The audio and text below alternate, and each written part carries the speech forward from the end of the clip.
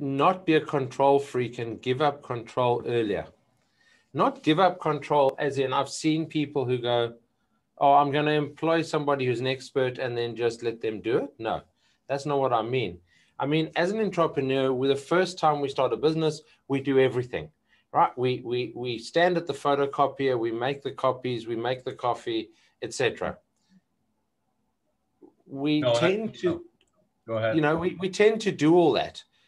The key to being successful is doing what you do best, which generally as entrepreneurs, generating business.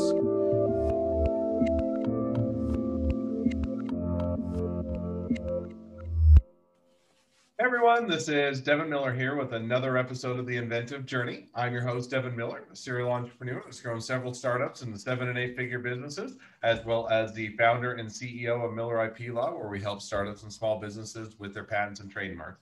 If you ever need help with yours, just go to strategymeeting.com and we're always here to help.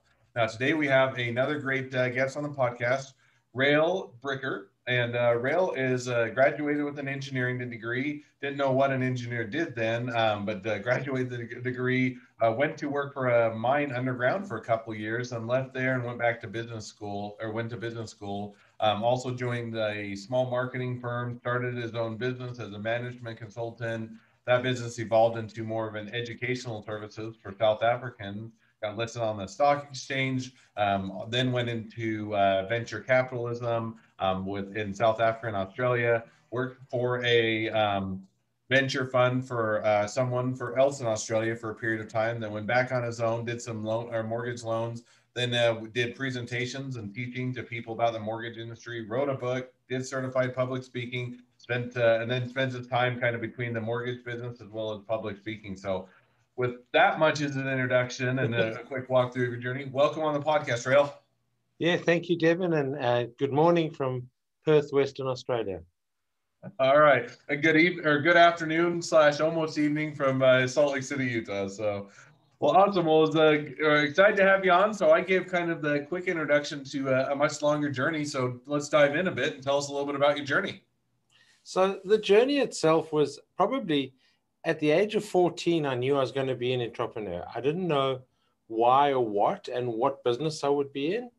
But my first job started when I was 14, working in an electronics shop, and people came in and asked, they were buying car radios. So in the days before all the radios were beautifully fitted into the dashes of all the cars, when we fitted radios into cars, and the typical entrepreneur in me went, okay, no problem. Come over to my house this afternoon and I'll fit it in your car for you.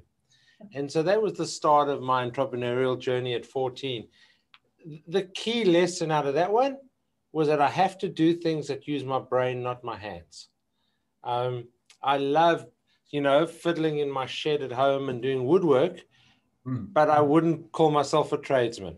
And so I learned very early on that whatever business I go into needs to use my brain. So yeah, it's been a fantastic journey. It's been driven by a quote from my late father, who said to me, one day when he retires, and unfortunately he never got to retire, he died when he was 59.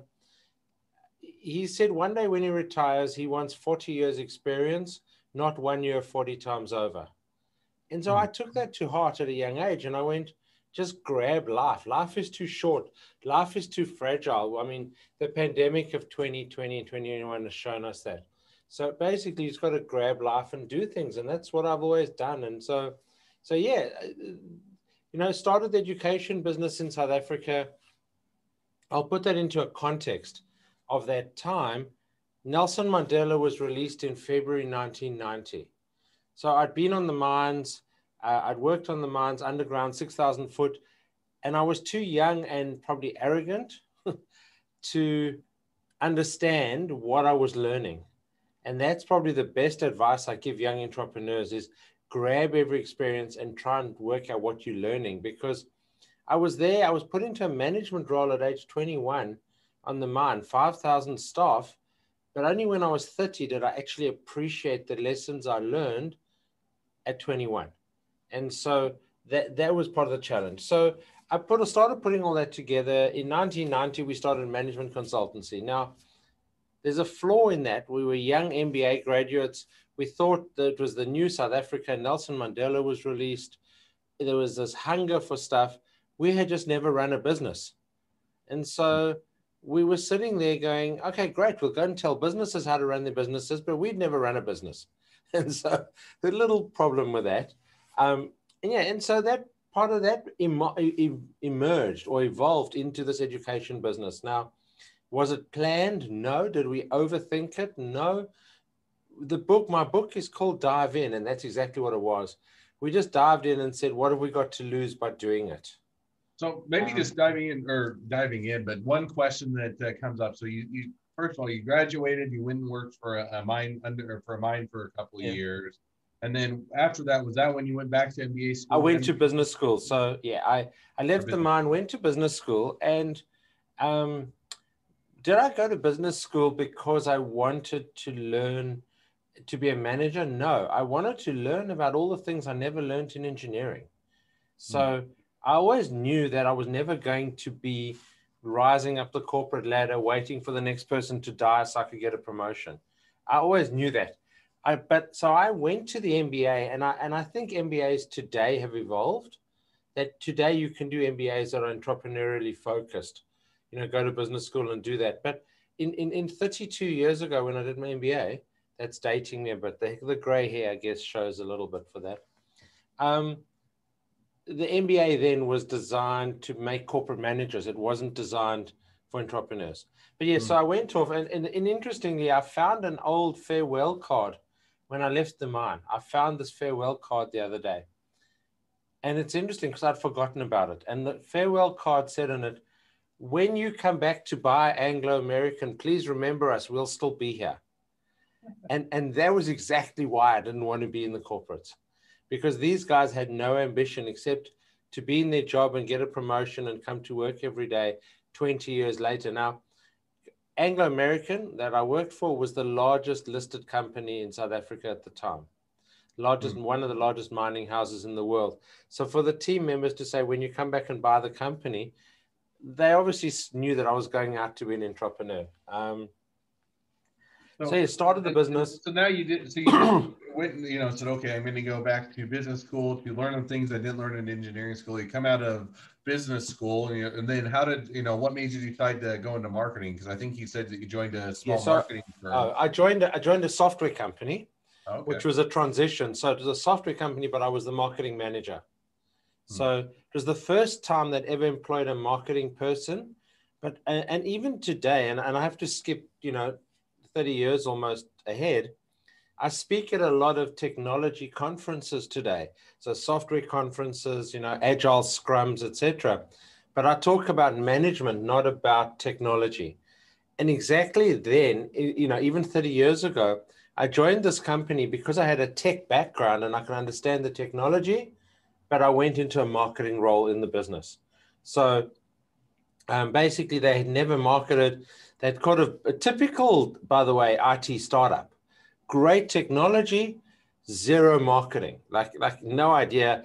We'll just build a great product and the world will come running to us. And they suddenly realized that they had a great product, but the world wasn't running to them.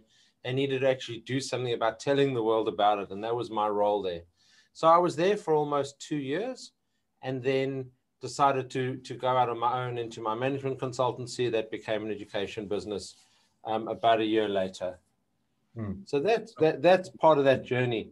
And then we grew rapidly. Right place at the right time. I cannot stress that as much thinking as you do about any business, the real growth for us was being in the right place at the right time. It was the year Nelson Mandela was released in South Africa. There was this major upsurge in the need for young Black students who had been previously disadvantaged to get an education. They were coming out of school, and I don't know the American GPA equivalent, but they were coming out of school clutching a certificate to their chest. And that said they'd finished school. But that certificate had an aggregate mark of 35% across 6 subjects. Now, that's not exactly, high academic standard. And we were taking these students through a 3-year diploma, like a junior college, over a 4-year period. So we knew that they needed a lot of catch-up time, and we built a program that took 4 years to give them a 3-year diploma equivalent. And that grew rapidly, but again, right place, right time, and pretty aggressive young guys with nothing to lose. That's the worst competitor you can ever have. Somebody who has nothing to one lose. question I definitely agree. You know, somebody that's ambitious, has time, and has nothing to lose is definitely a good place to be if you're the person doing it and a difficult competitor to compete with. But what made you guys, you know, kind of, you say the business evolved into educational services. How did that evolution take place? Was it intentional? Was it, hey, we want to get into education, it'll be a great business, or you fell into, or kind of what pushed you in that direction to evolve there? No, so at the time, so a few things happened in the management consultancy. So we went to our friends who we did our MBAs with. So my business partner did his MBA at another university, and we went to 10 friends and said, look, we want to add credibility. And I use the words credibility because it's just, when you laugh at it today, it was the reverse of credibility. But we want to add credibility to our business. Can we add your names to the bottom of our letterhead as consultants? So when we went out and pitched our management consultancy, it was myself and my partner, 25 or 26-year-old MBA grads, but with 10 other MBA graduates with all different backgrounds on our letterhead. So we looked like this massive organization. We actually won a contract with the Water Corporation at the time and the Electricity Corporation, so big government bodies. And it wasn't big contracts, but nevertheless, it gave us a bit of momentum. But those two contracts finished and we had no idea what we were going to do. And we were talking to a body, a certification body that gave out this diploma in marketing called the Institute of Marketing Management. And they looked at our letterhead and saw all these people that we supposedly had and said, you guys are so well qualified. Why don't you start a school? Why don't you teach our diploma? And we went, okay, nothing to lose. Let's try that. And so that's exactly, but we understood that the political climate was there, that there was this need for education. And then we went, we have no money, so let's find clever ways of marketing. And that's how we grew. And so we started in 1990. We had 20 students in the late 1990. And by 1996, we had 6 campuses and 4,000 students. That's awesome. That's a pretty great growth, and definitely shows a lot of success. So now I think that at one point you guys took that business, and that's the one you put on the stock exchange. Yeah, so and took that route. We decided that the next phase of growth for us was to get access to capital, and we didn't have access to capital. So you either had equity or scrip, shares, or capital, and we didn't have access to that. We were earning good money out of the business ourselves. We were having a good life, having lots of holidays, and we'd put in management. We had 160 staff, academic staff at that point. But we just knew that we needed to go to the next level. And so I had met a guy who owned a computer training business that was listed on the stock exchange. I'd met him about 5 years before, or no, more than that, probably 7 years before that. And I literally picked up the phone to him and said, let's have a conversation, because I had heard that his business, computer-based training, his technology was a little bit dated, a little bit old, and the business was floundering a bit. So we literally went to them and said, we have this education face-to-face business. It's a hot entity right now.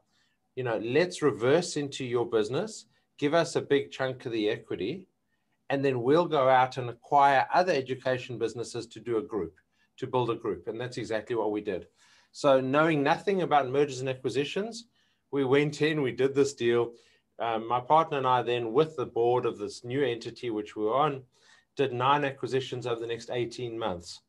And the share price went from 90 cents to 14 Rand. So 90 cents to $14 in terms of growth, massive growth. I only had a year's contract, so I left them a year later. My partner had a 3-year contract. They didn't want both of us. So he stayed on for 3 years. I stayed on for a year. And then I left and went out on my own and found my niche in venture capital for the next 5 years. Oh, cool. No, definitely sounds cool. Now, you went to venture capital for a period of time and did that, in South Africa and Australia and other places. Now, when you came back after doing that for a period of time, you went into mortgage loans. Is that right? So yeah, so again, so I came to Australia and I'm a networker. So just to put that into a context, what that means, when I pick up my mobile phone and a friend of mine teaches networking skills, and I'd never really thought about this until I was in one of his seminars. And he said, take out your phone and see how many people you have in your phone. And so I don't know if you've ever done that exercise. It's an interesting exercise to do. So most people in the room said, oh, I've got 700 people in my phone, 1,000 people in my phone. At that point, I had 11,500 people in my phone. And I went, okay, I actually am a networker. That's what I do. And so I had networked before coming to Australia. I had met a guy, met a girl, met a guy, came to Australia, went to these people, didn't know who they were, just said, look, help me get a job. I need to get a job, learn about Australia for a little bit. And one of them came, a great guy named David Schwartz, and I recognize him in the book, in my book. And I said to him, you know, I went to visit David. It was a Friday morning. I'd been in Perth about 2 weeks. And I went to his factory. I didn't even know who he was, what his business was. And I said, David, please help me, introduce me to some people. This is my background. And I'd been to a few of the employment agencies who went, you don't have a career. You've like done all these things. Like, how can we find you a job? What can you do in a corporate? And I went, well, I've done all these things. I can do anything, you know, typical. I was in my mid-30s, you know, still suffering from, you know, the hangover of doing well in South Africa. And so David fetched me, that was Friday morning, Sunday afternoon. And I have to admit, today, 20 years later in Perth, I still do that for people arriving in the city. So what he taught me 20 years ago has followed on to what I do today. And so he fetched me on a Sunday afternoon, took me, said, I've got a friend who might be able to help you. Fetched me, took me to this friend's house in this very, very Lani suburb, very upmarket suburb. And we sat there for 5 hours on a Sunday afternoon talking about venture capital. And I left there and they said, by tomorrow morning, they'll make me an offer to be investment manager of their fund. And so, you know, it was an amazing opportunity. I literally started working there 3 weeks after I got to a new country. A year and a half later, we took that fund, we raised 22 million and listed it on the Australian Stock Exchange. So we did a front door listing this time. We wrote a prospectus, we raised capital, and we went to a front door listing. And I'm still a shareholder in that fund today. The big thing is they wanted me to move to Sydney, and I went, nah. That's like moving, you know, in the US context, that's moving from LA to New York. You know, it's that distance that you're moving. And I went, no, I actually enjoy the life. In fact, it's probably more like comparing moving from San Diego as a city to New York. You know, a small town, reasonably good facilities, but didn't want to move to Sydney. I said, I'm going out on my own. And I started going out and finding small clients who needed investors, needed venture capital. And I was helping them structure their businesses for venture capital. And then they said, oh, you know, we actually need some debt as well. We need some loans. And I went, okay, I'll find out how to get you a loan, you know, typical approach to life. And so I found out that in our state, in Western Australia, you had to get a license, okay? You need a license for everything. And I had to get a license as a finance broker. So I went in and got a license as a finance broker. And I started doing their commercial loans. And then they said, oh, you did such a good job with our business. Can you help us with our home loan? And I went, sure, I'll help you with your home loan. And that was 2001. 20 years later, 2021, I still own that business. It's done just over $3 billion of mortgages, both mostly residential, but mostly residential, a little bit of commercial in that space. So that's how that mortgage business totally evolved, exactly like my education business. It was a conversation that led to thinking about doing something else. And so in none of those cases did I overthink it. I make that point about everything in life. It just, sometimes you have to look at the opportunity. It's not shiny object syndrome. You know, I did think about it, but I didn't overanalyze it. Now, one question, because I think the last part of your journey, you also talked about you've written a book and get into certified speaking as a profession as well. Yeah. And then you kind of balance both the mortgage, investing and those type of things and the loans, and then also doing public speaking. So how did you get into deciding you're going to write a book and doing speaking as a So, profession? Well, I mean, there are a couple. So everyone has this momentary event in their lives. So typical of somebody who's very driven. In 2012, I decided to start doing triathlons. Now, I was a state hockey player in my 20s, broke my kneecaps, had operations on my legs, have always been fit and healthy, but decided to do something competitive. So I started doing triathlons in 2012, finished a season of triathlons, decided to run a marathon before I turned 50. I had a year to go before I turned 50, thought it's a good ambition, let's go and run a marathon. But every 10 or 12 kilometers, so 7 or 8 miles in my training, I would just go and feel that I had incredible pain in my neck, back of my neck. And I thought, look, I'm a big unit. I'm a big boy. I'm broad and strong. I'm not really built like a marathon runner. And I went, okay, something, go to physiotherapy, get my neck clicked out, whatever. It's all good. And my mother-in-law and my local doctor said, there's something not right. You're very pale. You're just not looking good. You've got a friend who's a radiologist. Go and have a scan of your heart and just see that there's nothing wrong. So I went and had a scan and didn't even think anything further, jumped on a plane with my wife to Singapore with 3 other couples. And we went away for a few days on a holiday with 2-3 other couples. And while we were there, the doctor phoned me and had a conversation and said, don't panic. That's the last thing you ever want to hear. Okay. When the doctor phones and says, don't panic. Okay. He said, don't panic. That's the first thing you do is obviously you panic. Yeah, panic, so. Right? Don't panic. Go down to the pharmacy and buy a big box of aspirin and start taking 3 aspirin a day. Don't go for any long runs. And then the joke of it all, I'm assuming this is a PG, is not a PG rated show. He said, don't take any Viagra. Okay. So, fair enough. There's a reason behind that actually, because it lowers your blood pressure. And then if you have a heart attack and then they try to lower your blood pressure again, that's when people die. So it was interesting, but it was funny at the time. So that life-changing moment, I ended up having 2 cardiac stents. And today I'm fitter and stronger than I was 7 years ago. So, but that made me focus on what was important in life. Like really, I'd been running like a madman, doing lots of stuff. My mortgage business was flying high. I was number 3 in the country at the time. And 3 in the country in a city where our property prices were half of the other cities.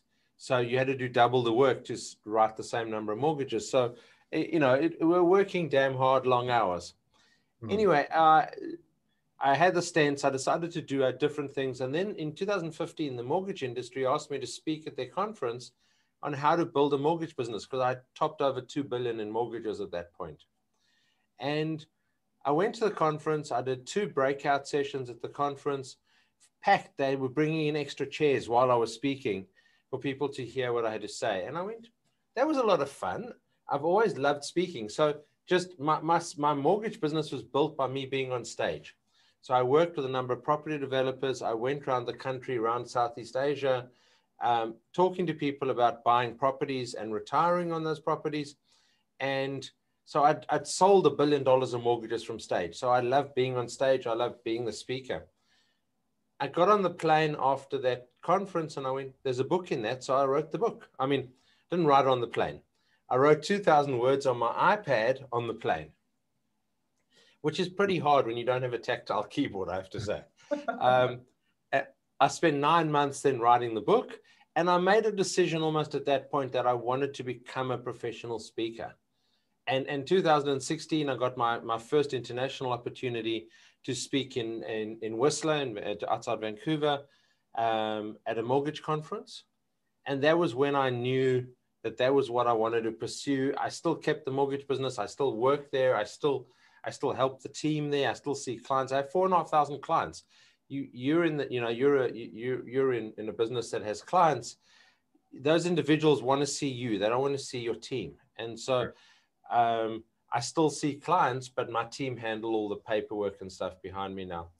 And in 2019, I became a certified speaking professional, of which there are about 1,500 worldwide. So about 120. Small group. So yeah.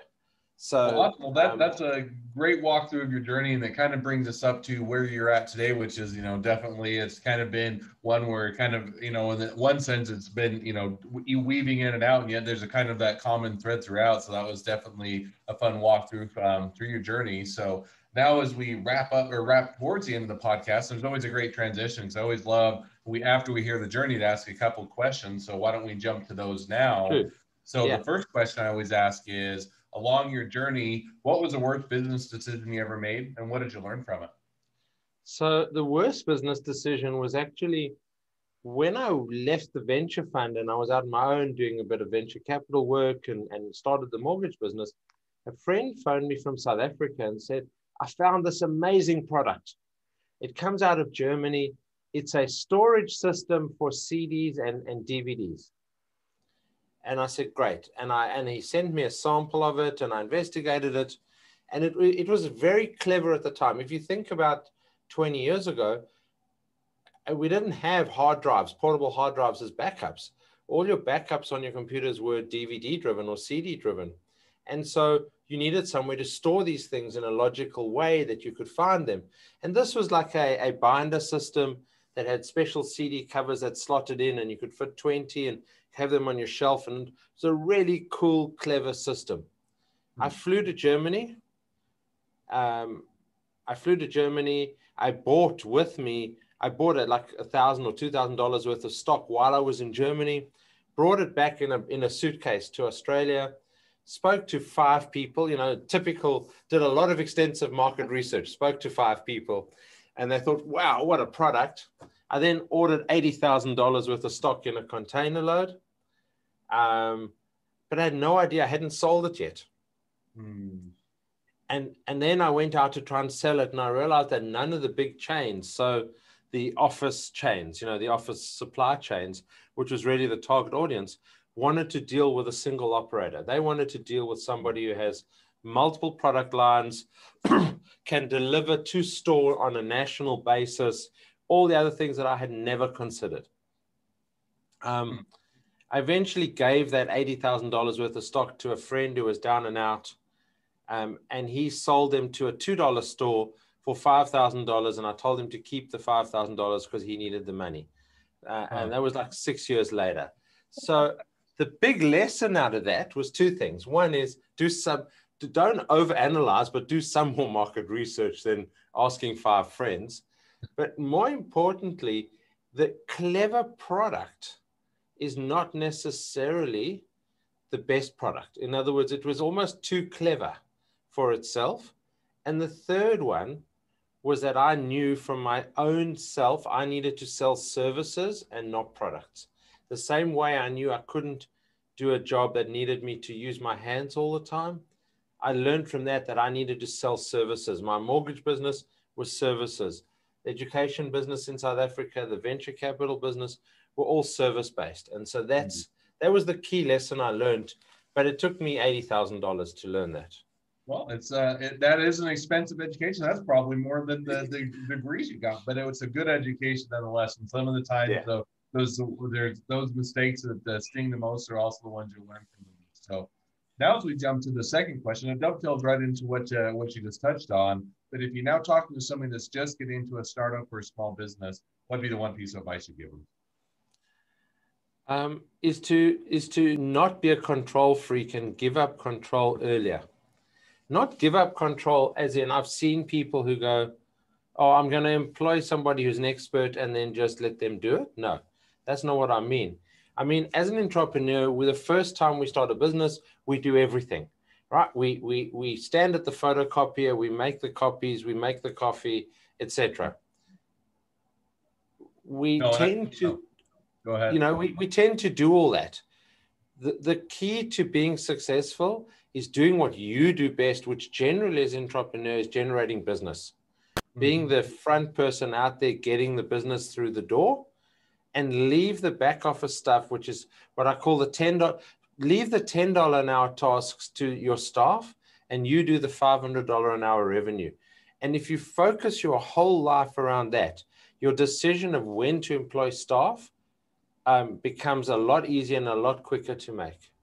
No, and I definitely agree with you. I mean, there's as an entrepreneur, you have a tendency, first of all, to think you're the smartest one in the room, and you also want to, or have probably a type A personality and always want to get things done the way you want to get them done. And yet, that oftentimes can hold the business back because you're doing tasks that, while yes, you can do them, you probably do them very well, aren't the ones that utilize your specific skill set, the things that you can grow the business the best and make the biggest impact on the business. So I like, in the sense of, it's not that, you just simply turn over the reins and don't run your business anymore, but focusing on the things that you can drive the most value to your business. And then those other things are handing the reins over, or giving people those tasks, and then just managing them, as opposed to trying to do it all yourself, is certainly a great piece of advice. Well, as we wrap up, if people want to reach out to you, they want to connect up with you, they want to be a customer, they want to be an employee of you, they want to hire you for a speaking gig, they want to hire you to help with their loans, they want to be an investor in any of your ventures, they want to be your next best friend, any or all of the above, what's the best way to reach out, contact you, and find out more? Well, the easiest way is rael@railbricker.com. Very, very simple. And there's a lot of information on the railbricker.com website. There's the Excellence Podcast website, which is also linked off the railbricker.com. But I'm on LinkedIn mostly, LinkedIn and Instagram, Facebook, any of the social media, not Twitter. I'm not a Twitter fan, but I am there, but I don't check it as often. But LinkedIn is probably the best way to reach out to me, or at rael@railbricker.com. And if anyone wants a copy of the book, Dive In, Lessons Learned Since Business School, I'll send you the link. It's railbricker.com/free-book, and they can download a free PDF copy of my book. Awesome. Definitely generous to offer the book, and definitely encourage people to take a look, or to take a look and get the PDF version, as well as the full or the hardback version as well, depending on how you like to read it. But thank you again, Rael, for coming on the podcast. It's been it's been a pleasure. Now, for all of you, the listeners, if you have your own journey to tell, and you want to be a guest on the podcast, feel free to go to inventiveguest.com, apply to be on the podcast. Two more things. As a listener, one, make sure to click subscribe to your podcast player so all of our awesome episodes come out. And two, leave us a review so other people can find out about all of our awesome episodes. And last but not least, if you ever need help with patents, trademarks, or anything else, feel free to reach out to us. Just go to strategymeeting.com and grab some time with us to chat. Thank you again, Rael, and wish the next leg of your journey even better than the last. Thank you very much, and I look forward to the next journey, or two or three or four. All right.